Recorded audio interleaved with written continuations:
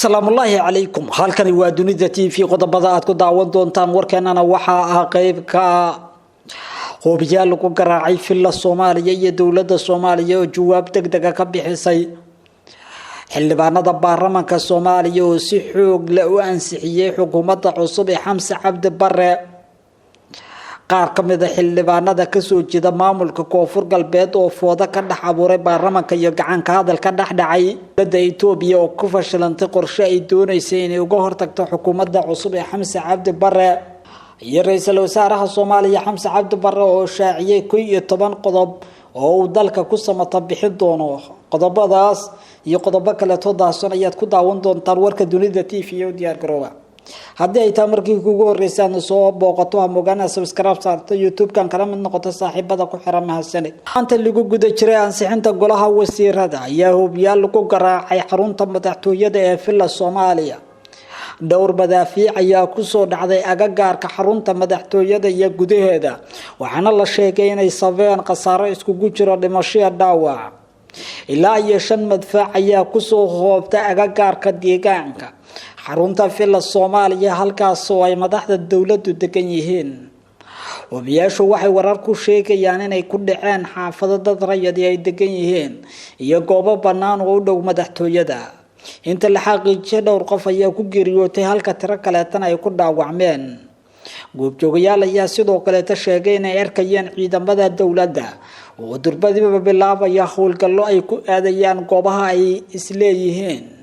waxaa looga soo garaacay madaxtooyada madaafiicda sidoo kale madaafiicda ayaa lagu tuuray qaybo kamid ah degmada Hodan ee gobolka Banaadir kuwaas oo ka yimid dhinaca la garanayn iyadoo laamaha amnigu ay sheegeen inay baarayaan ciidamada ammaanka ayaa waxaad ku maray inay baaritaano dheer ku sameyn doonaan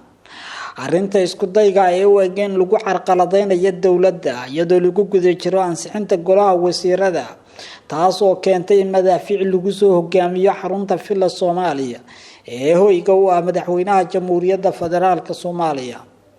weerarku waxa uu sidoo kale imaanaya iyadoo madaxweynaha Soomaaliya Xasan Sheekh Maxamuud uu dib habay ku bilaabayo saraakiisha ciidamada qaranka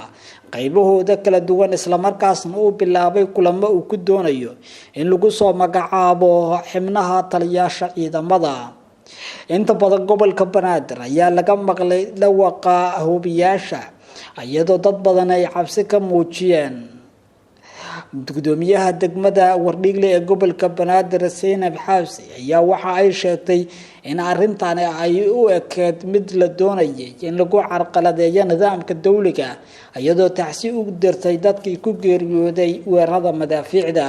baarlamaanka Soomaaliya ayaa si awood ah ku ansixiyay maanta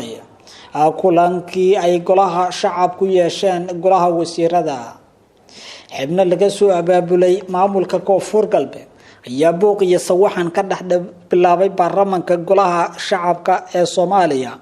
waxayna isku dayeen inay marhabaabiyaan ansixinta golaha wasiirada Soomaaliya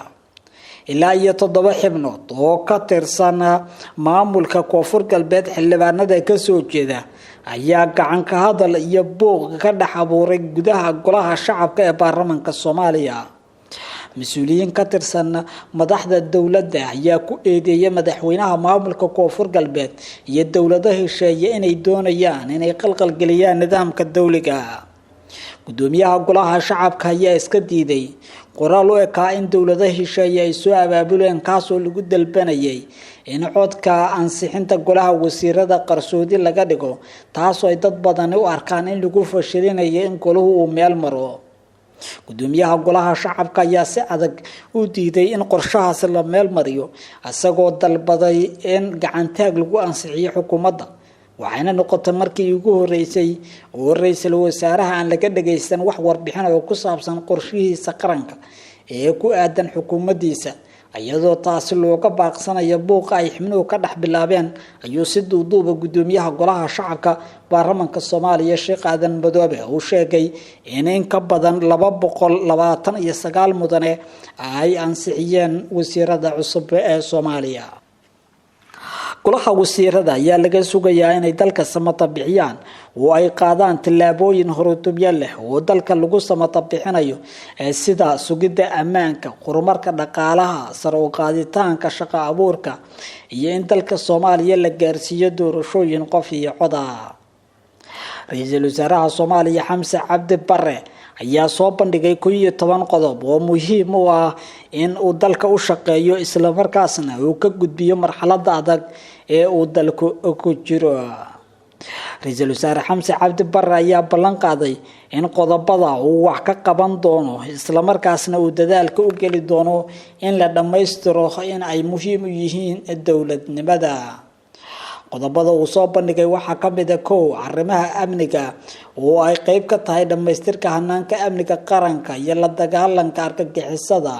2 garsoorka madaxa bannaan, 3 isku filnaanshaha dhaqaalaha, 4 horumarinta arrimaha bulshada, 5 qabyatirka iyo dhameystirka dastuurka ku-meelgaarka, 6 horumarinta hanaanka federaalka, 7 dib u heshiisiinta, 8 hirgelinta nidaam doorasho ay ku midaysan yihiin oo dimuqraadi, 9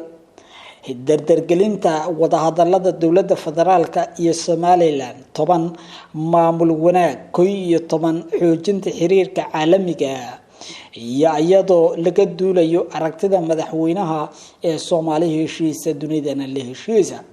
Arrintan ayaa loo arkaa inay wax weyn ka tari doonto xukuumadda cusub ee Ra'iisul Wasaare Xamse Cabdi Barre. Dowladda Itoobiya ayaa lagu eedeeyay inay isku dayeysay 24 saac la soo dhaafay inaan la ansixin xukuumadda Soomaaliya ee uu soo magacaabay Ra'iisul Wasaare Xamse Cabdi Barre.